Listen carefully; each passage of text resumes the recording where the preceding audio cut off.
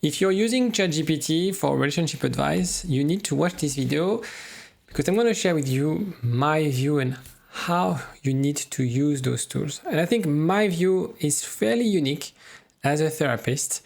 If it's the first time you're watching one of my videos, welcome. My name is Alexis Friedlander. I'm a relationship therapist known as the Avoidant therapist. I help people dealing with breakups, repairing a relationship, and creating secure relationship. And we'll discuss whether you can create that secure relationship with ChatGPT. So if you think about AI, especially if you were to think about AI 10 years or 5 years ago, that was the Terminator. They're going to replace us. It's going to be a robotic touch. I remember the first chatbots were very transactional, very, the only thing you wanted to do was to break them and tell them that they were robots or just algorithm. And I think that's the main difference that we have nowadays is a shift between algorithm and large language model, which is ChatGPT, Gemini, and all those things.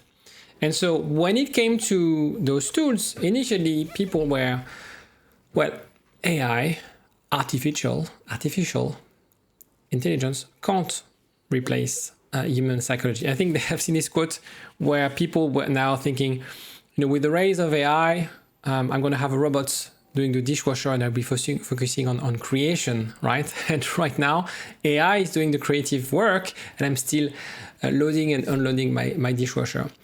There was also this assumptions that AI won't be empathetic. So maybe for calculations to predict models, financial models, etc., perfect, because it's very much A, B, sequential order. What about empathy? What about the social interaction? And so there are a few things we need to debunk together about this image, which I think now more people are studying as they get familiarized, as they get more to use those tools. Our perception of those tools and our experience of those tools have differed massively. And as a user of ChatGPT, I use it for my business, asking them about not only, of course, I use it sometimes for content creation and then explain you how I do it, how I use it. It's also how, it's kind of another tool. It's kind of like Excel, it's like Google Slide, it's like our emails. Now we are getting used to using those tools. Now, the problem is, what about therapy? What about healing? So, and I see now on Instagram, it's all over the place. People using ChatGPT for relationship advice, ChatGPT replacing, those prompts that will replace your therapist. I like this meme of people using ChatGPT for homework, stuff like that. But actually, a lot of people are using ChatGPT at 2 a.m. when they feel lonely, messaging them about their distress, about their breakup, about their work, about their friends, etc., etc. What's my view? I don't think there's anything wrong with that, right? If you feel the need to talk to something, to someone, and you need that form of validation and you feel better after speaking or interacting with those platforms, I don't have anything fundamentally against it. I'm not against technology. I love technology. There are other ethical and more societal questions about the rise of AI when it comes to job markets and how they expand rapidly, and they would sort of, you have few players that will sort of accumulate all the growth and the wealth in the tech space. But that's another discussion. I think we're talking about how those tools can help you on your journey. For example, if you broke up with your partner recently. And so, as I said, now we are more familiarized. Now we are fluent in using those tools. The thing is, it's amazing. You can text them 24/7, right? When you text me on WhatsApp or on Telegram, I'm not there all the time. I have other clients. I'm recording videos. I'm working on my content. So it takes me 24 hours usually to get back to my clients. Also, it's Wikipedia on steroid, right? You can ask anything, he will tell you. You can send them screenshots of your conversation with your ex. You can send them emails, etc. And also there's this feature, and I'm going to discuss about that in another video. They know me. The memories of the ChatGPT, especially. I'm using ChatGPT. So whenever you use ChatGPT, it starts to know who you are and therefore will recommend and tailor the messaging or the content or the answers based on who you are. Now, the big question when we think about AI, thinking again, can they be empathetic, right? Because that's one of the key traits of therapists is the ability to create rapport with our clients. So there's an element of knowledge, expertise. Well, ChatGPT knows more than me, right? Now, he knows more than me when it comes to public information. The thing is, he or it doesn't or hasn't had the experience of dealing with real people face to face, and it's not something that is necessarily publicly available. But that's another story. I think if we look at, if you want to learn about Bowlby and Ainsworth and all the references as a psychologist, you learn more from them than myself, from ChatGPT than myself. And because it would know more than me. But the question about empathy, right? Will I be able to replace the interaction that I have with my therapist with a tool, with just something that's a line of code? Well, apparently, according to some studies, as you know, I love to use studies rather than just sharing my opinions.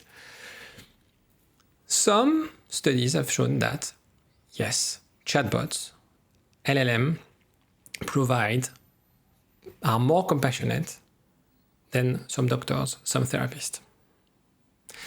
Even if we know that we are talking to an AI, that it's fake in a sense, that it's not necessarily a relationship, we feel more understood. We feel they're listening to us, right? We feel validated. So again, from a therapist's point of view, I could see that as a threat, and it is potentially. The thing around, I think it's also very personal, and I think it's also based on generation. I think if you're in your 20s, for you it's obvious that ChatGPT is a therapist. When you're in your 60s, it's different. I think when you're in my generation, 40s, we are starting, but at the same time, the experience has, in terms of comparison, has nothing compared to human interaction.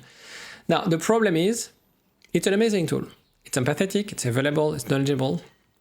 So, what's not to like about it? As I said, when you talk to AI, when you talk to ChatGPT, and the models are designed like this, comforting, reassuring, non-judgmental. People report it's a safe space. I can talk about my things. So again, that's not going to be on this video and probably on the next, because I will do a lot of few videos on ChatGPT and AI. But for avoidant people, they feel safe talking to an AI. They wouldn't necessarily open up to a therapist, to their lovers, but to an AI, that feels simple. Whenever, let's say, I have a fight with my wife, I could write to ChatGPT and explain what happened. I would never ever call a friend to discuss about that. In the context of breakup, it could help rebuild some confidence, right? It's always very positive, always very empowering. Again, I love those elements. Again, there's nothing wrong with that. Now, let's be a bit critical.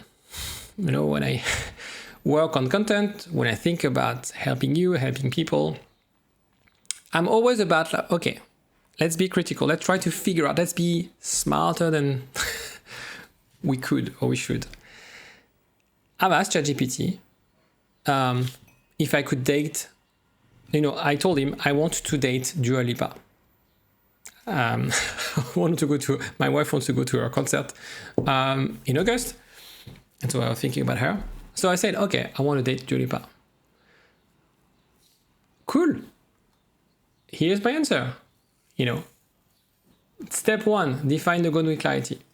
Step 2, understand our world. Step 3. So I got my plan to date Dua Lipa. Right? Very detailed plan. And that's where the danger of those tools is this ability to give you what you need. Right? You want to date Dua Lipa? I'll give you a plan. You are going to get back with your ex? I'm going to give you a plan. You think your ex is an avoidant partner? I'm going to tell you your ex is an avoidant person, and I will help you and sort of reinforce this idea. The problem is when you are doing either a coaching program or a therapeutical relationship, there's always this element of growth and challenge. Right now, if you're watching this and you're having a hard time, whether it's because of a breakup or other relationship struggle, you will never be able to make progress if you keep doing the same things.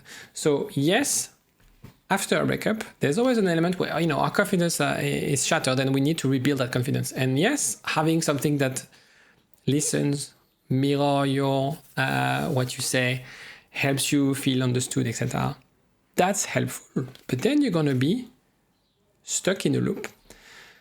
This is very coaching 101, but the only way for you to grow, for you to win this breakup or be more secure, change, unlearn the patterns, is to step outside of this comfort zone. The problem with those tools, the interaction we have with those tools, is it keeps you in that comfort zone, right? It feels safe, as we discussed, and that's why we love it, right? It feels comfortable, it's reassuring, it's validating. When I work with my clients on the coaching program, I'm not here to be nice. Yes, I want them to feel better. I'm not being mean when I say this. And I actually had a call with someone who was like, I was like very blunt in telling him I didn't see any future with his partner. Not because I'm mean and I want him to suffer, it's because I feel he needs to challenge the way he was looking at the relationship, talking about love bombing and ghosting. I don't want to share too much detail on this, but from what he described, to me, it seemed like there's no foundation in this relationship and there's nothing you could save or leverage. I could be wrong. And that's also the thing. I told him I could be wrong. And that's my view. But as an expert and someone who's helped people before, and my approach, my philosophy is rather than help you, that keep you stuck asking yourself questions and ruminating on things, I give you a path. Usually the one that I see is the right one. And then we assess and we make progress, right? The problem with those tools, the problem with those interactions is we stay in that loop. We ruminate. So if you have an anxious attachment style and you have a hard time feeling better, you still feel stuck. You're watching my videos. Yes, they're amazing. And if you like what I do, don't forget to subscribe and like this video and share it to people you love. But again, it's not about the amount of books, it's about the things that you implement. The problem with ChatGPT is that it doesn't challenge you. In terms of accountability, it's not the same as booking an interaction, signing up to a program where you're accountable, where you're committed. There's less element of commitment when you work with a tool like this. The problem is this idea of safe zone is when you interact with ChatGPT, all you answered is really, it's a little bit like the algorithm of Instagram or TikTok. Whenever you consume a type of content, you will be recommended that type of content, right? So whenever you talk about a fear, about an insecurity, you will be ruminating on this. And so, and I'm going to put the link of all the studies I'm using in that series of video. It's a very interesting study from Stanford researchers. Now there's plenty of studies on that ChatGPT. Basically what they say, the problem is it becomes delusions. The messages really reinforce a fallacy that you're creating in yourself. They sometimes don't understand compulsions whenever you are at risk. For example, if you say, I think I'm dead, or it seems you're experiencing some difficult feelings, right? There's this lack of challenging you. It takes everything at face value. This idea of being compliant. So if a client is stuck and he's always telling me the same thing. I don't have a lot of patience, so after 2 sessions, I will start to reframe and challenge. I'll be quite tough on them because I don't want to let people be stuck, looping on everything and ruminating on things. And so that element of challenging is not something you get from AI because they are not designed to be challenging you. They are designed in a way to be addictive. They are designed to summarize things. They are designed to mirror what you're saying, to validate what you're saying. And that's in a way dangerous. If you're watching this and wondering if you have any chance of getting back with your ex, or even if it's the right thing to do, I've created a free assessment that gives you clarity. It's based on attachment science, and it will show you whether your ex is still emotionally engaged, if reconnection is possible, and how ready you are mentally and emotionally. What you have to do is just answer a few questions, and you'll get a personalized breakdown within 2 minutes. You can find the link of this assessment below in the description. So I'm not against ChatGPT. You can use ChatGPT, and I know you're already doing it. You don't need my blessing to do that. But I think you need to be aware of the limitation. You need to be aware of how it's designed. Be aware of its biases, the same way I have biases, right? The thing is, yes, like any form of technology, it's important to understand where it can be helpful, the limitation, and what's in it for you. In the next few videos, I will explain that sometimes we lack this element of progress because it's kind of an addiction.